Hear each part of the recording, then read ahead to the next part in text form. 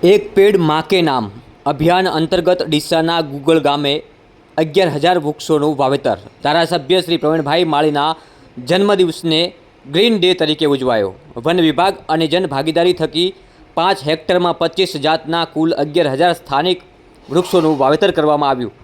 પ્રકૃતિનું રક્ષણ કરવું એ આપણા સૌની જવાબદારી છે. દરેક વ્યક્તિ પોતાના જન્મદિવસે એક વૃક્ષ વાવે તેવું પ્રવીણભાઈ માળી ડીસાના ધારાસભ્યએ જણાવ્યું હતું.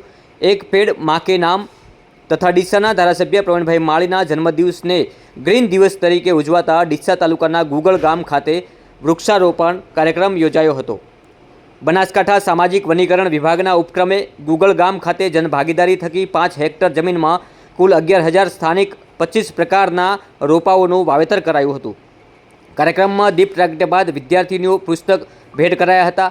આ પ્રસંગે ધારાસભ્ય પ્રવીણભાઈ માળીએ જણાવ્યું હતું કે રાજ્ય સરકારે ખેડૂતો માટે અનેક યોજનાઓ અમલી બનાવી છે. ખેત તલાવડી બનાવવા માટે વ્યક્તિગત ખેડૂતને રૂપિયા 3 લાખ જેટલી સબસિડી આપતી યોજના સરકાર દ્વારા લાવવામાં આવી, જેનો ફાયદો ખેડૂતોને મળ્યો છે. રાજ્ય સરકાર દ્વારા વરસાદી પાણીથી ખેતી કરતા ખેડૂતો માટે વધારાનું વીજ કનેક્શન આપ્યું છે, જેનાથી હવે બનાસકાંઠાના ખેડૂતો તળાવ તથા ખેત તલાવડીના માધ્યમથી પણ ખેતી કરી શકશે. ધારાસભ્યએ જણાવ્યું હતું કે પ્રધાનમંત્રીના એક પેડ માં કે નામ અભિયાનને સૌ કોઈએ સાથે મળીને સફળ બનાવવાનું બીડું ઉપાડ્યું છે. બનાસકાંઠા જિલ્લા સામાજિક વનીકરણ વન વિભાગ દ્વારા જનભાગીદારી દ્વારા આજરોજ ડીસા પંથકમાં કુલ 21,000 જેટલા વૃક્ષોનું વાવેતર કરવામાં આવશે, જે પૈકી ગુગળ ખાતે 11,000 વૃક્ષોનું વાવેતર કરાયું છે. તેમણે કહ્યું કે વૃક્ષ વાવ્યા પછી તેનો ઉછેર કરવો એ આપણી સૌની જવાબદારી છે. વૃક્ષો પર પોતાના પરિવારના નામ લખી તેને ઉછેરવાની કાળજી લેવી જોઈએ. ગત વર્ષે વન વિભાગ સાથે મળીને 15,000 વૃક્ષો માલગઢ ખાતે તથા બીજા 8,000 વૃક્ષો વાવ્યા હતા. તેમાં સફળતા મળી છે અને આજે એક વન કવચ ઊભું થયું છે. તેમણે કહ્યું હતું કે પ્રકૃતિનું રક્ષણ કરવું એ આપણા સૌની જવાબદારી છે. કીટનાશક દવાઓનો ઉપયોગ ટાળીએ તથા પ્રાકૃતિક ખેતીને પ્રોત્સાહન આપીએ. પાનખરમાં વૃક્ષો ધરતીને પાણી આપવાનું કામ કરે છે. ખેત તલાવડી, કૂવા રિચાર્જ સહિત વૃક્ષારોપણ તરફ ખેડૂતોને આગળ આવવા માટે આહવાન કર્યું હતું. તેમણે ઉપસ્થિત સૌને પોતાના જન્મદિવસે એક વૃક્ષ વાવેતર કરવા આહવાન કર્યું હતું.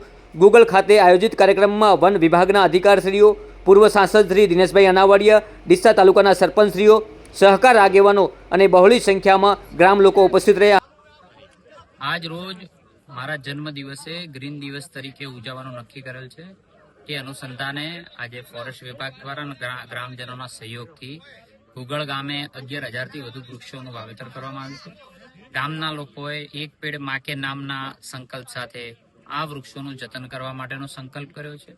ખૂબ મોટી સંખ્યાની અંદર લોકો જોડાયા છે અને 25થી વધુ જાતિના વૃક્ષોનું વાવેતર આજે ગામ લોકો દ્વારા કરવામાં આવ્યું છે. ગામ લોકોનો જળસંચયનો સંકલ્પ, પર્યાવરણલક્ષી એક પેડ માં કે નામનો સંકલ્પને હું અભિનંદન આપું છું અને સાથે ફોરેસ્ટ વિભાગને પણ અભિનંદન આપું છું કે ટૂંકા ગાળાની અંદર માસ લેવલ ઉપર વૃક્ષોનું વાવેતર કરી અને નરેન્દ્રભાઈનું જે સપનું છે, ભૂપેન્દ્રભાઈનું જે સપનું છે એ સાકાર કરવાના એક કદમ આગળ વધ્યા છે. સાહેબ, વૃક્ષ અને પાણી જીવન માટે ખૂબ જરૂરિયાત છે.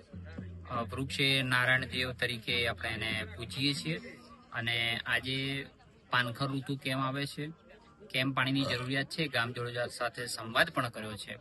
આ જ પાણી વૃક્ષ પાણી ખેંચે પણ છે અને પાણી આપે પણ છે.